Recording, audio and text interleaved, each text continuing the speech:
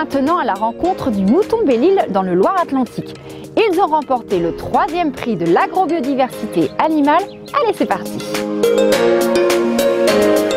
Alors le projet de pépinière de bélier a été évoqué il y a à peu près 2 ans en fait au sein de l'association, parce qu'on constatait régulièrement des problèmes pour se fournir en bélier. Donc on se rencontrait toujours entre les mêmes éleveurs, donc en plus on savait que ça engendrait des problèmes au niveau génétique, donc consanguinité, et on en parlait régulièrement au sein de l'association, et puis est né ce projet de pépinière.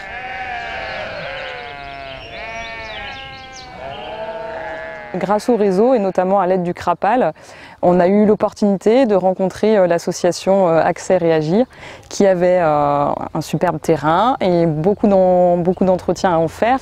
Et donc on a pu trouver un accord qui était du gagnant-gagnant en fait, tout simplement. On mettait nos béliers en fait pour entretenir leurs parcelles, et nous ça nous permettait de trouver enfin un endroit pour sélectionner tous ces potentiels béliers en tout cas, et éviter que du bon potentiel génétique aille finir dans l'assiette alors qu'on avait cruellement besoin de géniteurs. En Belle-Île, il y a 72 éleveurs répertoriés. Et depuis les 3 dernières années, le nombre d'éleveurs professionnels a triplé. Ça nécessite aussi de pouvoir fournir des animaux de qualité à tous ces jeunes qui s'installent pour pas qu'ils soient déçus. Alors le mouton de Belle-Île, on l'appelait la race de 2 au 19e siècle parce que c'est un mouton qui a la caractéristique d'être prolifique. Ce mouton était, semble-t-il, complètement disparu.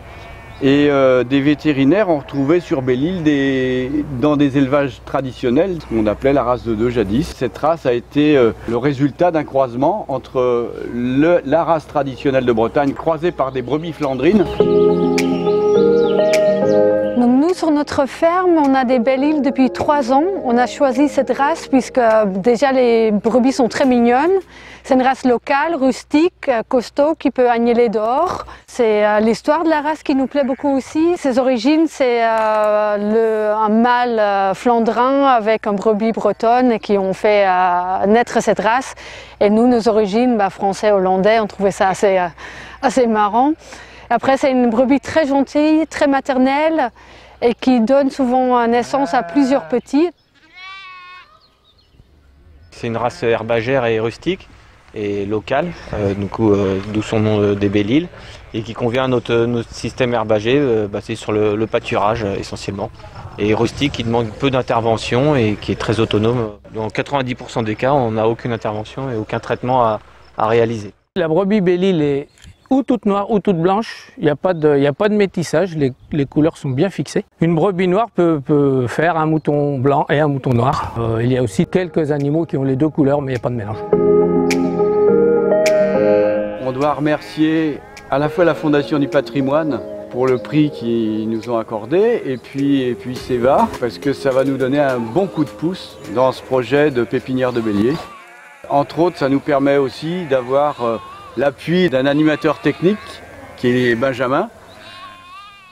On recense la population qui existe, et en même temps, l'autre rôle du CRAPAL aussi, c'est d'accompagner les éleveurs à formuler des standards et de remonter, on va dire, les généalogies, les données qu'on a, pour dire ok, ces animaux-là sont vraiment des représentatifs de la race. En tant que représentant du CRAPAL, je peux dire que je suis fier de ces éleveurs qui du coup s'engagent dans ces démarches de préservation de ces races qui sont du patrimoine vivant de notre territoire. Pour nous, les perspectives sont plutôt bonnes pour l'association parce que l'attribution de ce prix et surtout la mise en place de cette pépinière de bélier va nous conforter dans notre travail de conservation de la race. On n'est toujours pas en stade où on est rassuré complètement, on a encore besoin de travailler sur la conservation et bien sûr la valorisation des animaux, toutes les valorisations, que ce soit lait, laine et viande. Moi en tant qu'éleveuse, je suis particulièrement fière de tout le travail qui a été fait au sein de l'association. C'est un travail de longue haleine et donc je suis réellement contente qu'on aboutisse à quelque chose de concret aujourd'hui.